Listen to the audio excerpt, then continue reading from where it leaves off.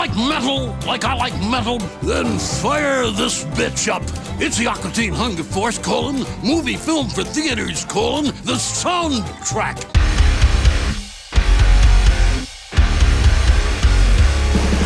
What's up, everybody? I'm Finn McKenty. This is the Punk Rock MBA, and I want you to start by turning back the clock to another time. A time where you waited in anticipation for new movies to come out, you made plans to see them with your friends, you sat down in a crowded theater to watch the movie for the first time with everyone else, and then you spent the next few days talking about it at school. I don't know about you, but I miss those days. And at least for me and my friends, the soundtrack was always a big part of that. Like Fear Factory on the Mortal Kombat soundtrack, the Garden State soundtrack with basically a who's who of 2000s indie, and of course all the 2000s teen movies with absolutely amazing pop punk soundtracks. That guy's in my trig class. Oh no. Go Trig boy, it's your birthday. Soundtracks used to be a huge part of the overall movie experience, and at least for me, a big part of how I discovered new music. But as you can tell from the age of all the references that I mentioned, that was a long time ago. Sure, there's a few exceptions like the Guardians of the Galaxy soundtrack, or most recently the Barbie soundtrack, but for the most part, movie soundtracks just don't really matter anymore. They're an afterthought at best, and a lot of movies just don't even bother having one. And my question is, what happened? What killed the movie soundtrack? That is the question that I will try to answer in this video. And also, I'd like to thank Factor for sponsoring this video. If you're busy with holiday plans but you still want to eat well, and you should, then check out Factor. They make nutritious, chef-prepared meals that are delivered straight to your door, and they're ready to eat in just 2 minutes. That means you can skip the trip to the grocery store and the chopping and the prep and the cleanup and all that, while still getting the flavor and nutrition that you need. And if you eat out a lot, it's also a great way to save money.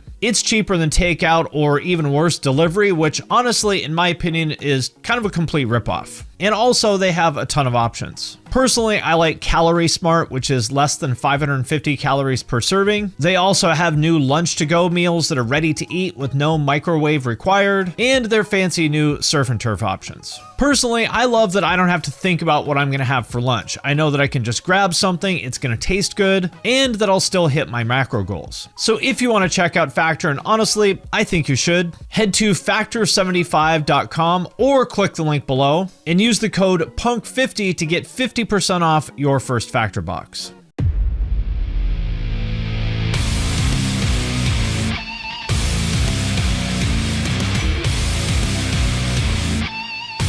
The movie soundtrack format goes back all the way to 1932, with Snow White and the Seven Dwarfs apparently being the very first example of a movie soundtrack album. Soundtracks became more popular in the 1950s, 60s, and 70s as film tie-ins, like with all of Elvis Presley's movies or the Grease soundtrack.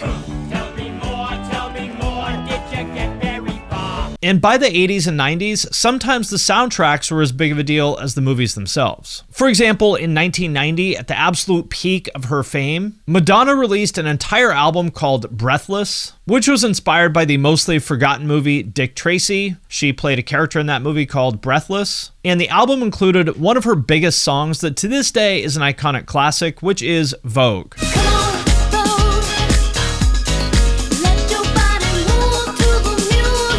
And that brings us to what I would consider the golden era of movie soundtracks as it relates to alternative music, which is the main focus of this channel, the 90s and the 2000s. And just to give some context for everything that I'm about to talk about, to me, what makes a truly successful soundtrack, especially the ones that stand the test of time and go down in history as a classic, is when it ties together two cultural moments that are happening at the same time, one in film and one in music. That's when you get something that feels, for lack of a better word, important. Something that feels like an event that you need to pay attention to. One of the earliest examples of that I remember was in 1991 for the Terminator 2 soundtrack. It was a very highly anticipated movie starring Arnold Schwarzenegger at really the peak of his fame as like an action movie star. And the soundtrack featured You Could Be Mine by Guns N' Roses, which was their first new song in years at a time in which they were one of the absolute biggest bands on the planet.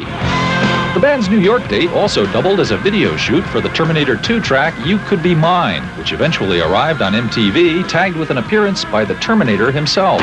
Arnold himself appeared in the video, and the combination of hype for this new song with hype for this anticipated new movie was perfect. The Guns N' Roses album Use Your Illusion went to #1 on Billboard, and Terminator 2 was the biggest movie of the year. Or in 1992, the soundtrack for the movie Singles, which was a rom-com set in the Seattle grunge scene.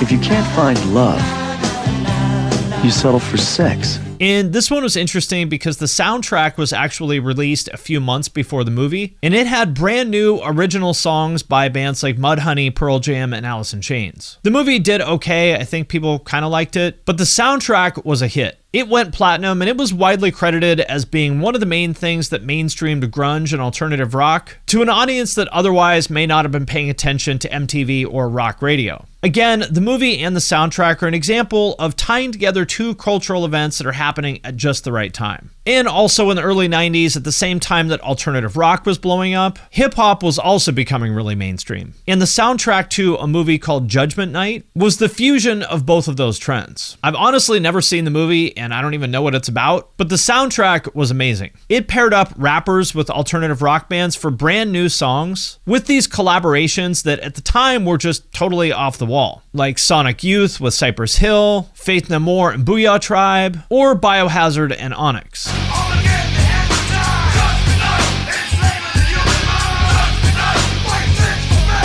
A couple years later, Clueless came along in 1995 with a soundtrack that included artists like Radiohead, Beastie Boys, and Mighty Mighty Boss Tones, and the Boss Tones even appeared in the movie. She gave me love and I said I'd never leave her if I did.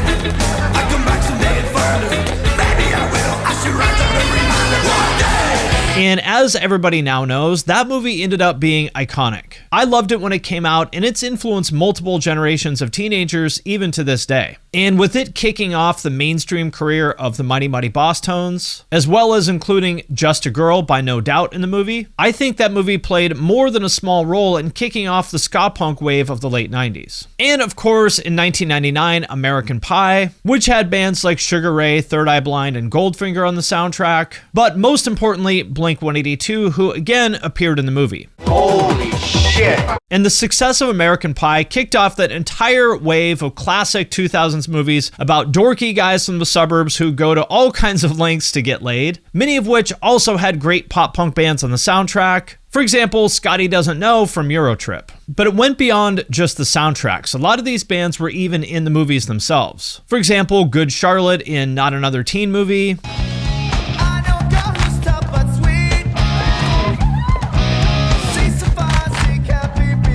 Fall Out Boy was in Sex Drive, which in my opinion might be the best one of all these movies.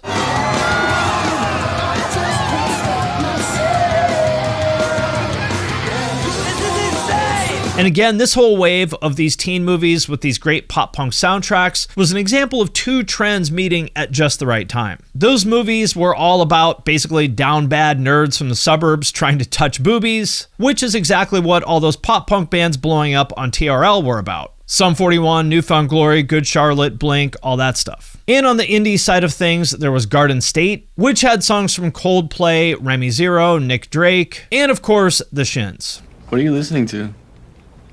The Shins. You know them? And once again, this soundtrack was two big cultural moments meeting. This was probably the height of Natalie Portman's stardom, it was Zach Braff's directorial debut, and it overlapped perfectly with the rise of American Apparel and Urban Outfitters-inspired indie culture. The soundtrack ended up winning a Grammy, and as Rolling Stone said, quote, "It helped make Hollywood safe for indie pop." And I could keep going with more examples, but I think you get the idea. For several decades, throughout the 80s, 90s, and 2000s, movie soundtracks were more than just a cheap marketing tie-in. They went hand in hand with the movie, sometimes they were even more important than the movie itself, and they were incredibly effective at marketing both the movie and the music on the soundtrack. In a word, movie soundtracks at their best felt special. They felt like an event. And although there have been a few exceptions, which I'll talk about, that just doesn't really happen anymore. Movie soundtracks do still exist, but they just don't feel important anymore. even when the movie they're attached to is important. And so the question is, what happened? How did movie soundtracks become almost totally irrelevant in just a few years? But before I get into that, over 50% of you are not subscribed. So if you like this video, please hit that subscribe button. It really helps the channel and I appreciate it. And I think that the answer here isn't any one thing. I think it's a combination of things. And it goes back to what I said at the beginning. If you remember, my formula for what makes a great movie soundtrack is when it combines two cultural moments at just the right time. One happening in film, one happening in music, and it combines those into something that is an even bigger cultural moment.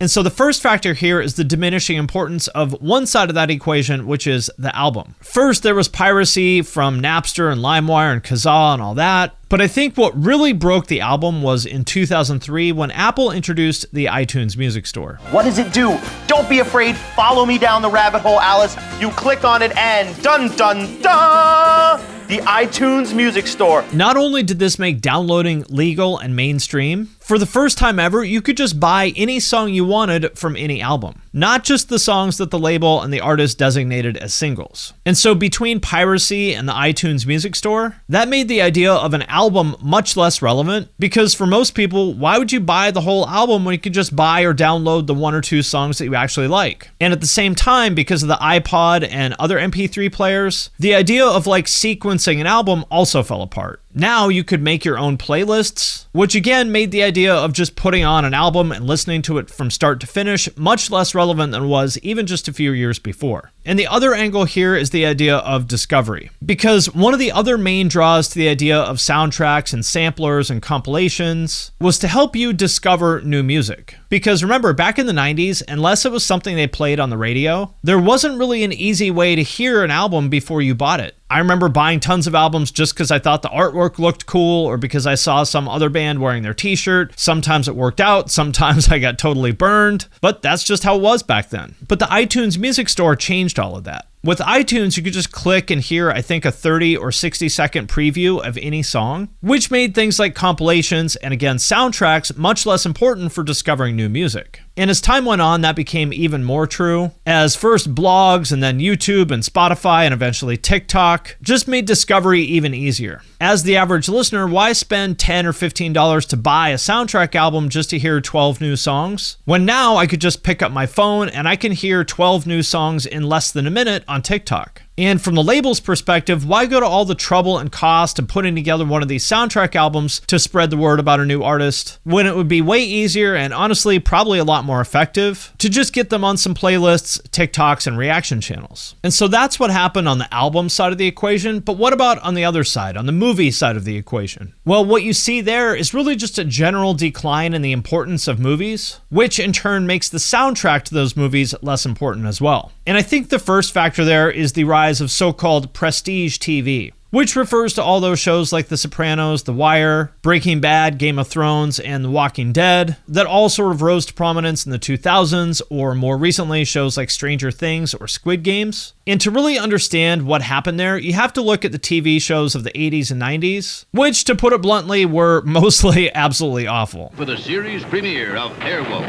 I still don't know what all these knobs and buttons are for. Back then in the 80s and 90s, TV was always sort of seen as the lesser version of movies. But then all those prestige TV shows came along and really redefined what TV could be. They looked just as good as movies. The writing and acting were just as good, if not better. And because these shows had an entire season to work with rather than a movie that could only be an hour and a half or 2 hours long, they could tell these much larger, bigger, more detailed stories than movies ever could. And so in a lot of ways, a season of one of these shows was almost like one big 10 or 12 hour movie. And so TV increasingly started to steal the spotlight from movies, especially as things became more expensive. And it's like, why spend $50 for two people to go to the movies when you could just stay home, get a pizza, and watch Breaking Bad? But until fairly recently, those shows didn't really have a lot of overlap with music, but that's changed. Maybe the most well-known example of this is Running Up That Hill by Kate Bush, which was a mostly forgotten 1985 song that was featured in season 4 of Stranger Things, then took off on TikTok, and almost overnight ended up hitting #1 on the UK charts again 37 years after its release. Master of Puppets by Metallica also got a big boost from that season of Stranger Things. The Tramps also had a big viral moment after being featured in the dance scene from Wednesday. You better die when I show up. But it's not just Netflix and these like older rock songs. Yellowstone has also been crucial to the success of a whole generation of newer country artists after they were featured on the show or its soundtrack. Like, you can literally see exactly when these songs were featured on the show if you look at a graph of their Spotify plays over time. And so the point that I want to make here is that as our attention shifted away from movies and towards TV, so did soundtracks. Another aspect is that the genres of movies that were historically most linked to soundtracks are unfortunately mostly dead, or at the very least on life support. For example, all those teen comedies that had those amazing pop punk soundtracks. When was the last time you saw one of those? They basically stopped making those well over a decade ago. Probably the last really big one was Superbad way back in 2007. And to be honest, they'll probably never make those movies again because if you've watched them, you'll notice that a lot of the content in those is, let's just say, problematic by today's standards. What's your name?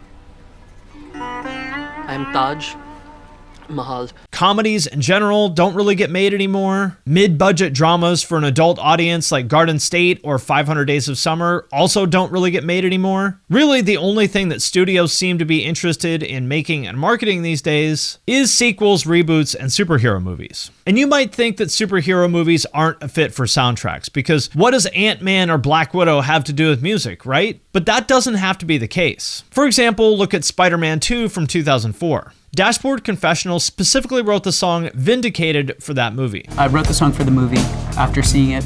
What I took from the movie was truly how universal the storyline was, and it really applied to me personally. I could relate to things I've been through. And that was a perfect example of what makes a great soundtrack. The video featured a lot of scenes from the movies, but it didn't feel like marketing. It actually felt like this is what the video for the song should have been. It perfectly complemented the song and brought out all these emotional themes from the movie. It kind of made you see those scenes a little bit differently than you did before, and yet it also just stood on its own as a really good song. Post Malone and Sway Lee also had a huge hit on the soundtrack for Spider-Man Into the Spider-Verse from 2018 with Sunflower, which went to #1 on Billboard, and more recently the Guardians of the Galaxy soundtrack, which had a really interesting premise. They called it Awesome Mix Volume 1, and the idea for it is that it was a fictional mixtape from a character in the movie called Peter Quill's Walkman that was supposed to be a collection of songs that reminded him of the life he left behind on Earth. And so it's kind of this variety of 60s and 70s songs from classic artists like David Bowie and Joan Jett. The movie itself was a massive success, and so was the soundtrack. It hit #1 on Billboard and quickly went platinum. And so the idea that soundtracks don't matter anymore because of the rise of superhero movies, well, obviously that's not true, because we've seen lots of examples of superhero movies with great soundtracks. So it must be something else. Let's look at the soundtrack for Barbie, which is probably the most recent example of a soundtrack that really felt like it was something special. And again, going back to this idea where the blueprint for a great soundtrack is pairing an important moment in music with an important moment for film, that's exactly what this was. The movie got almost universally great reviews. It's grossed over $1.4 billion at the time I'm recording this, and it seems very likely that this movie is going to go down as one of these iconic comedies like Clueless, Mean Girls, or Superbad. The soundtrack has original songs by artists like Billie Eilish, Ava Max, Lizzo, Sam Smith, The Kid Laroi, Charlie XCX, and Tame Impala, among others. And so the lineup is basically like the exact Venn diagram overlap of artists who are both commercially successful and critically acclaimed, which is exactly the same thing as the movie. And so the point I want to make here is that despite the decline in movies in general, and of specific genres like comedies in particular, it is still possible to make great soundtracks that feel like important cultural moments in the same way as they did in the 90s and 2000s. And so if you're asking the question why this doesn't happen more often, well, I think it's the simple fact that the industry just doesn't seem to care anymore. And I've never been in the room for these discussions, so I'm completely speculating here, but I would imagine the labels just don't really see them as being all that important anymore. In terms of marketing, they don't really need to piggyback off of movies now, in a world where TikTok and YouTube exists, and there's all these other ways for them to market their music. And if they do want to use film as a marketing vehicle, well, Netflix shows are probably a better way to do that, given the overall decline of movies over the past 10 or 15 years. And so from the perspective of the music industry, that makes sense to me. But it seems like the movie studios should be pushing for soundtracks more than ever. Because as we've seen with the big surprise breakthrough movies of the past few years, like Barbie, Oppenheimer, or The Joker, the key to a successful movie now is to make it more than just a movie. It has to really be a cultural moment. And what better way to do that than by making a truly great soundtrack?